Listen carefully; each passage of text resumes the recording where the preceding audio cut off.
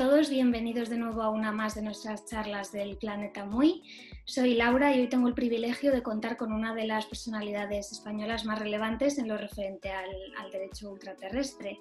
Él es Juan Manuel de Faramiñán. ¿Cómo está, Juan Manuel? Muy bien, un placer realmente compartir con usted estas reflexiones sobre el espacio. Sí, pues bueno, le he traído aquí porque la Luna o los minerales de los meteoritos, los futuros hallazgos que pueda hacer el ser humano fuera de la Tierra, están sujetos bajo una serie de tratados internacionales. Sobre los que usted, Juan Manuel, es un experto versado. Juan Manuel es catedrático de Derecho Internacional, Público y Relaciones Internacionales y miembro del Tribunal Permanente de Arbitraje en el panel especializado para el arbitraje de disputas relacionadas con actividades del espacio ultraterrestre. Si no me equivoco, Juan Manuel, este es más o menos un resumen Muy de bien, su currículum. así es, así es. Y así que, bueno, para empezar, Juan Manuel, me gustaría que nos pusiera un poco en contexto qué es el derecho ultraterrestre. Muy bien, pues el derecho del espacio ultraterrestre, que es como así se llama, es una rama del derecho internacional público y que ha ido tomando fuerza jurídica a medida justamente que la tecnología ha ido fomentando el desarrollo en la exploración y la utilización del espacio ultraterrestre. Es decir, que ha ido derecho y tecnología van de la mano. Muy bien.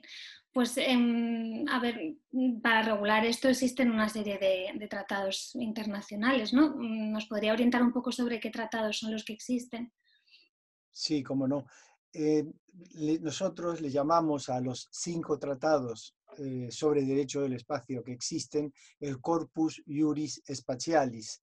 Y este Corpus Juris Spatialis se compone básicamente de los 5 tratados que les voy a resumir ahora.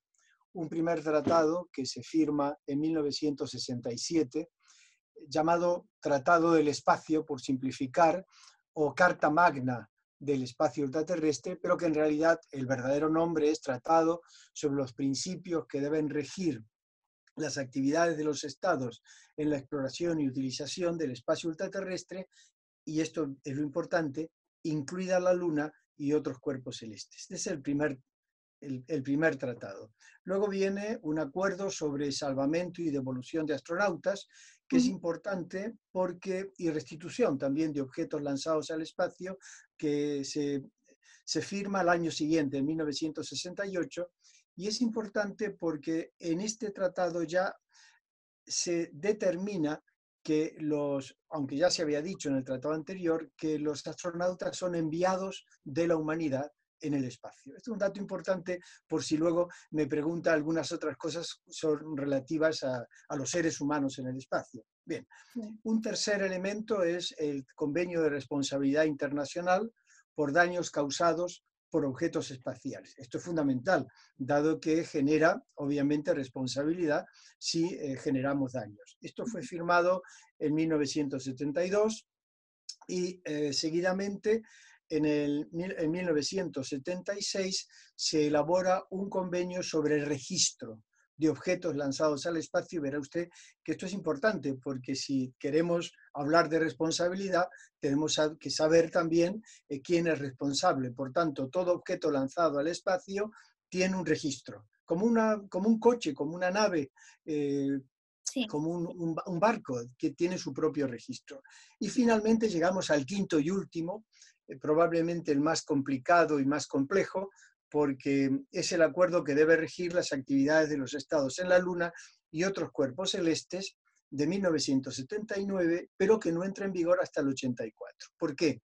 Porque en un artículo concreto, el artículo 11 de este tratado, llamado simplemente Tratado de la Luna, se habla de que la Luna, los recursos naturales en la Luna son patrimonio común de la humanidad. Claro está, en este caso ni los Estados Unidos ni las grandes potencias espaciales han querido firmarlo, pero lo más curioso es que tampoco lo ha firmado España, cosa que yo espero que con el tiempo España lo firme, porque es un tratado importante que está hablando en definitiva de la humanidad. Bueno, este sería el marco que usted me comentaba.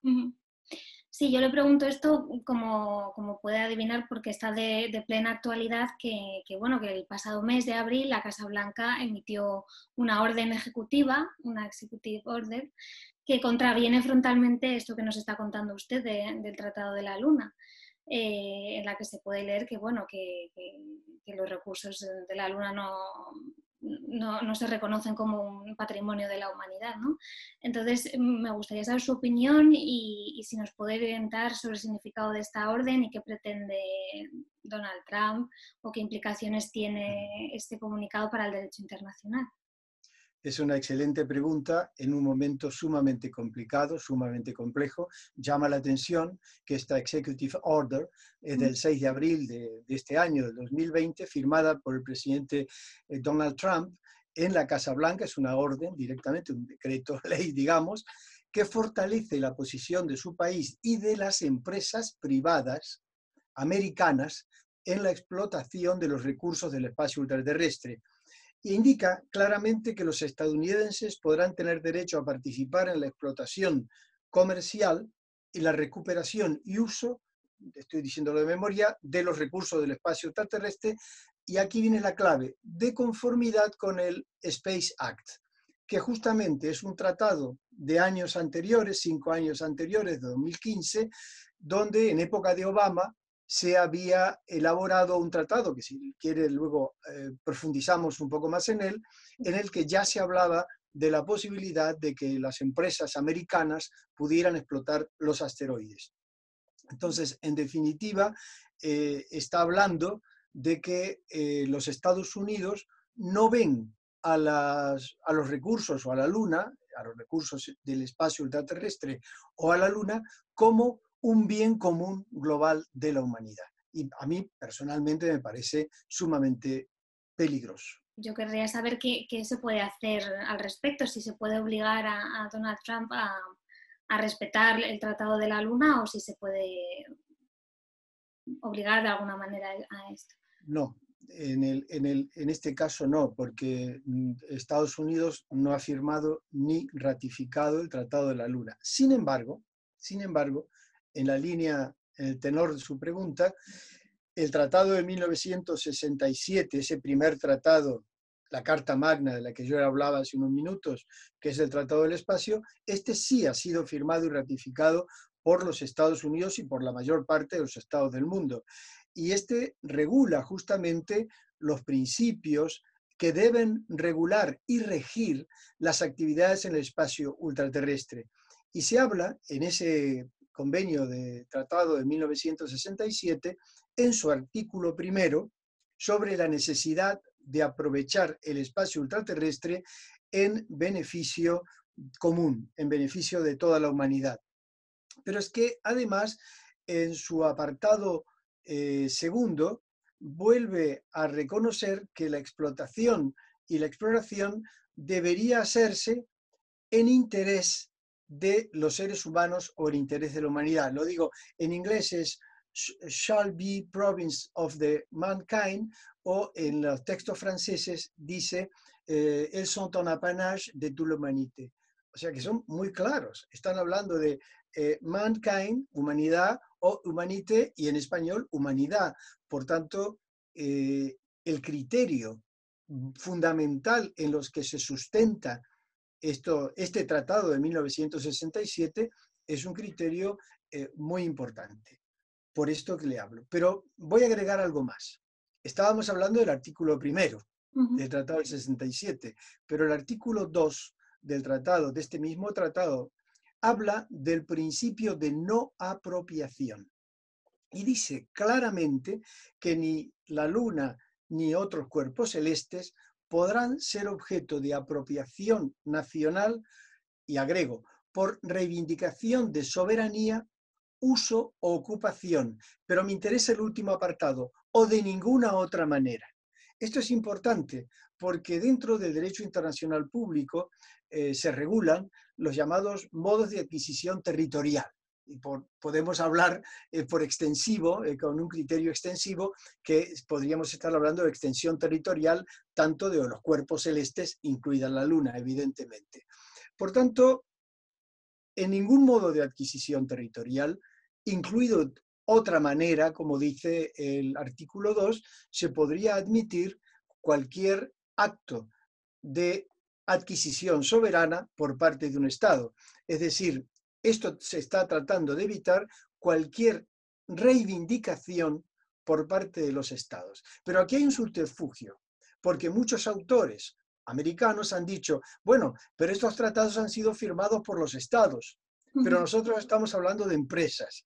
Y yo le diría, sí, pero de acuerdo con la responsabilidad, con el acuerdo de responsabilidad internacional, las empresas que están adscritas y tienen su sede social en un Estado, ese Estado tiene que responder por esas empresas. Por tanto, creo que en este sentido, en base a la pregunta que me hacía, creo que es bastante clara esta idea.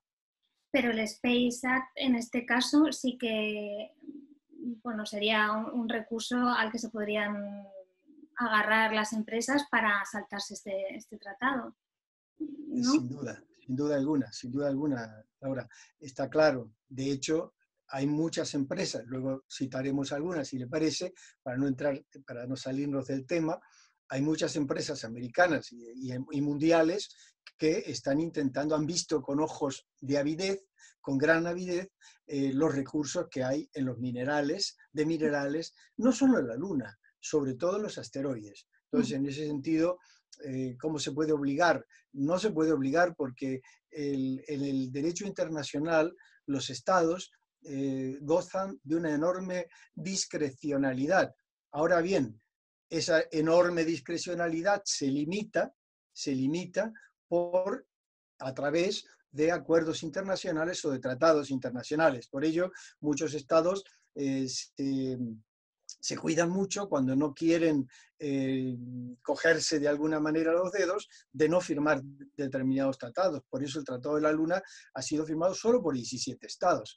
Afortunadamente, esto es importante, afortunadamente ya está en vigor desde 1984, es decir, que es un tratado vigente. Ahora que muy pocos estados lo están practicando, es verdad, pero sin embargo, desde la perspectiva del derecho internacional, yo considero que en la medida en que una gran parte de la comunidad internacional, usted me dirá, 17 son pocos, bueno, pero son importantes, comience a realizar prácticas y a respetar este criterio, ese tratado podrá ir buscando carta de naturaleza como derecho consuetudinario. Y si alcanza esa carta de naturaleza como derecho consuetudinario, entonces sí tendría un valor importante. En base a lo que usted me comentaba, también habría que agregar algo más. En el Tratado de la Luna, evidentemente firmado por pocos estados, pero el Tratado de la Luna se habla en el apartado quinto del propio artículo 11 del Tratado de la Luna, el apartado quinto, la necesidad de generar un régimen internacional para buscar en ese régimen internacional de consenso global, buscar los procedimientos apropiados para poder explotar los recursos naturales de la Luna y otros cuerpos celestes, porque le adelanto que yo no me opongo a la explotación de los recursos naturales, lo que me opongo es a que sea solo en beneficio de los grandes estados o de las determinadas empresas multinacionales.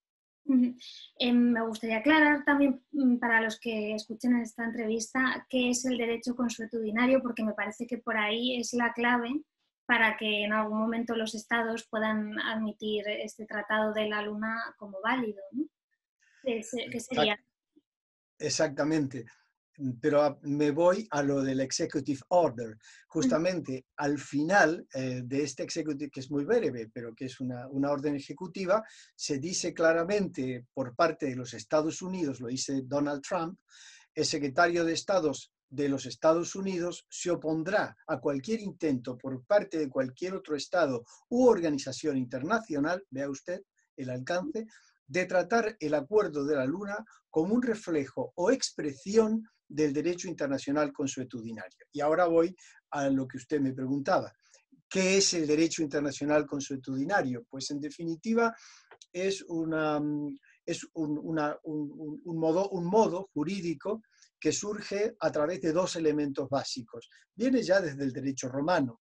Es, por un lado, la repetición constante de un acto que no se considera como una mera uso social o una mera repetición, sino que ese acto va adobado por un criterio de carácter psicológico, que es que este acto que ese Estado repite tiene o debe tener una vinculación jurídica. Es lo que se llama en latín la opinio iuris sive necessitatis.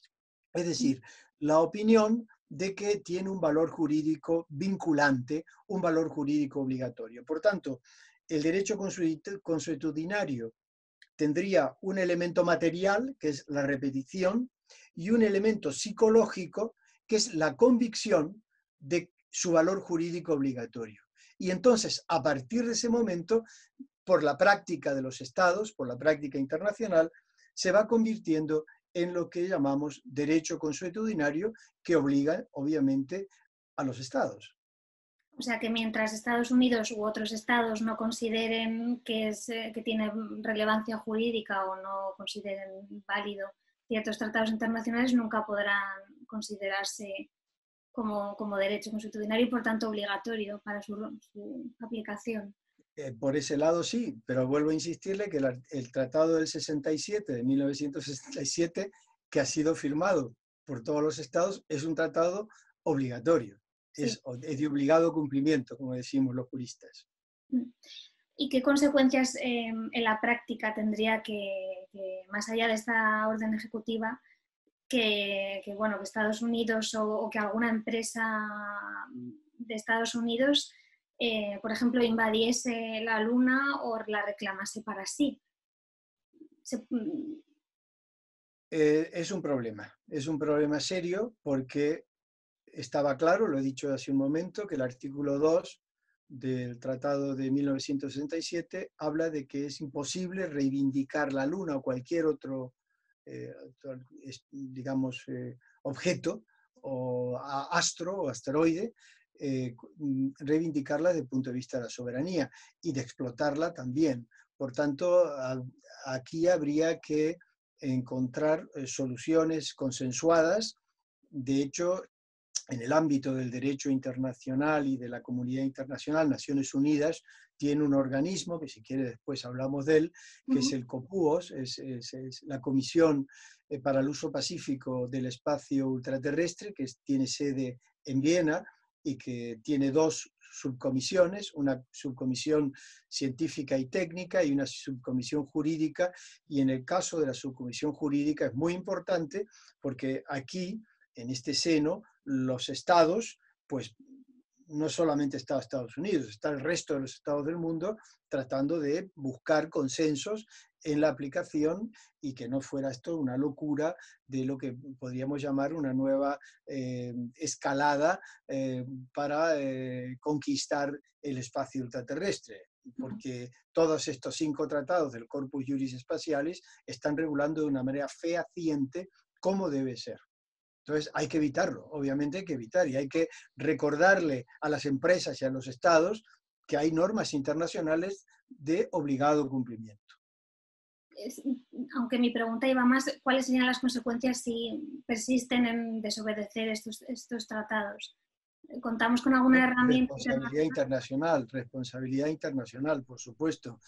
Va a haber ahora, a través de este Executive Order y sobre todo del Space Act del que hablábamos antes, de la época de Obama, de 2015, en esa ley ya se estaba hablando de la posibilidad de que empresas americanas, porque luego hay una ley en Luxemburgo, si quieren luego hablamos más adelante, empresas americanas puedan explotar esos recursos. Esto es absolutamente ilegal. Pero ocurre como en el ámbito de la propia tierra. En la tierra hay actos ilegales que se cometen de todas maneras de forma flagrante y tiene que intervenir la ley para recurrir justamente para llevar las cosas al verdadero cauce por el que deben circular estas cuestiones. Bueno, Luxemburgo también tiene en vigor una serie de, una legislación que incurre en algo parecido a lo que ocurre también en Estados Unidos, ¿no? Respecto al... Efectivamente. Luxemburgo lo que ha ido a la saga, ha seguido la corriente de la ley de Obama, del Space Act, que fue el 2015, y concretamente el Gran Ducado de Luxemburgo aprueba en el 2016 una serie digamos, de exenciones fiscales para empresas tecnológicas de carácter de alto nivel en satélites de comunicaciones, son startups. Estas empresas desarrollan una serie de actividades relacionadas únicamente con el ámbito satelital y de las comunicaciones, pero observa Luxemburgo que al dar exenciones fiscales, en definitiva, recordemos que Luxemburgo, aunque no está considerado en la lista de los paraísos fiscales, se considera que se considera que es un paraíso fiscal. Bien, ¿qué ocurre? Que en el 2017, aprovechando la experiencia de 2016, piense usted que el Space Act es de 2015, 2016 la experiencia de Luxemburgo, 2017 adopta una ley. Esa ley se llama Loi sur l'exploitation et utilisation de ressources de l'espace, la ley sobre utilización y explotación de recursos del espacio. Y en su artículo primero, esto es muy impactante, dice: les ressources de l'espace sont susceptibles de apropiación nacional y en general. Son susceptibles de apropiación. Los recursos del espacio son susceptibles de apropiación. Eso es una barbaridad jurídica. Ofende completamente al Tratado de 1967, que ellos mismos también han firmado, que todos los estados del mundo han firmado, y a ese artículo 2 al que yo me refería. Pero hay un dato aún más grave, a mi entender. Obviamente es mi opinión de jurista y de especialista en estos temas. Hay un dato más grave. La Space Act americana solo habla de abrir la espita a empresas americanas. En cambio, la loi luxembourgeoise lo que hace es que abre la posibilidad de que cualquier empresa del mundo que tenga sede, o sea, que se acredite con sede en Luxemburgo, podrá explotar los minerales de los recursos naturales del espacio. Y hay muchas empresas. Si quiere, les cito algunas.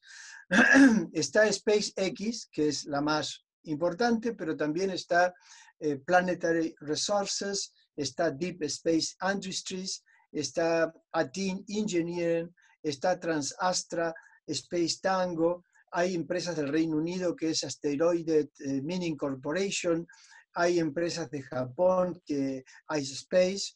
Hay empresas de Luxemburgo, propias de Luxemburgo, que Kleos Space. Y también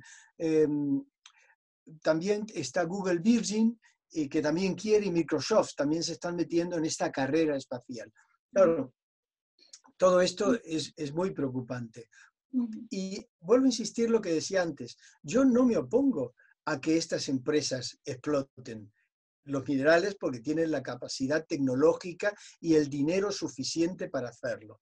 Lo que digo es que hagamos un convenio de carácter internacional o una organización específica del espacio ultraterrestre que regule la explotación y que contrate a estas empresas para que junto con determinados estados exploten los minerales, pero que esto revierta en beneficio general, que pueda repartirse sobre todo en aquellos estados que todavía no tienen el desarrollo tecnológico. ¿Por qué va a ocurrir? Va a ocurrir que al cabo de 20 años o de menos incluso, estos recursos naturales limitados, como son los recursos de un asteroide, piense que un asteroide se ha formado desde los orígenes del Big Bang, probablemente, y por tanto ha necesitado millones de años para poder conformar la cantidad de minerales que posee. Poseen oro, poseen plata, poseen agua, que es importantísimo, poseen níquel, cobalto, etcétera, etcétera. Es decir, que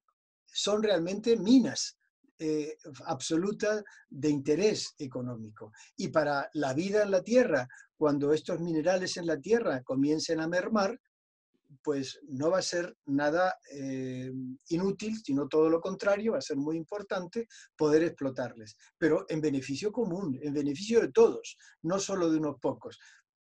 Bueno, en los próximos años hay programadas una serie de misiones de exploración espacial, encabezadas principalmente por la NASA, en la cuestión de volver a pisar la Luna, en la cuestión de intentar que el ser humano pise Marte.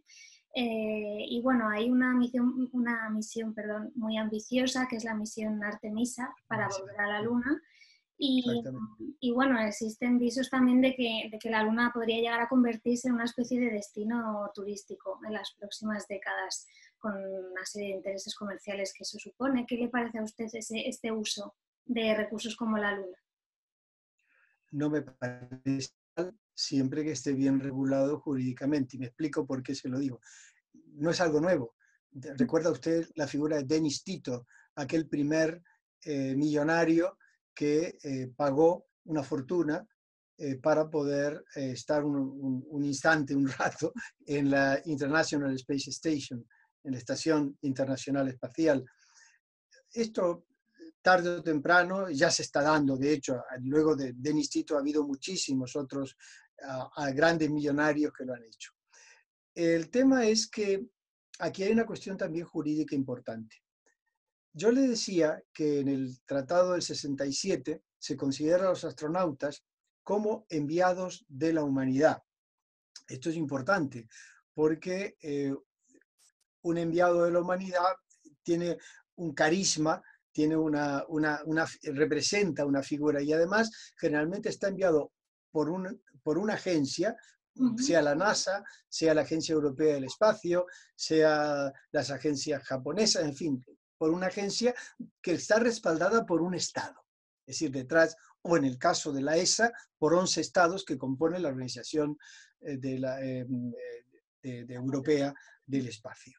Pero, en definitiva, el turista espacial no podría ser considerado como un enviado de la humanidad, porque, en definitiva, a mi entender, el turista pues no realiza actividades propias de un astronauta, que son actividades de carácter científico, actividades de investigación. Además, un astronauta está sometido a la jurisdicción y al control del estado del registro. Recuerda que hablé del convenio de registro, del estado de registro del convenio espacial. Por tanto, está sometido y forma parte del personal de esa nave. Entonces, es lo que en derecho aéreo hablaríamos que es la tripulación. Y haciendo ahora mutatis mutandi, y a eso iba a explicarle, con el derecho aéreo, un turista espacial sería pues como un pasajero en una aeronave normal, que está sometido a unas cláusulas distintas de carácter jurídico que la tripulación. Hay una diferencia entre lo que es la tripulación de una aeronave y lo que es el pasajero. Pues en este caso entiendo que sería conveniente, y de hecho muchos académicos, en el ámbito académico todavía, se está trabajando este tema y se está analizando y discutiendo sobre qué categoría darle a estos turistas espaciales. Y que haya turismo en la Luna, pues me parece perfecto, porque es una actividad de carácter económica interesante y bueno, pues no está mal, pero siempre que esté regulada por el derecho. Y esto para mí es fundamental.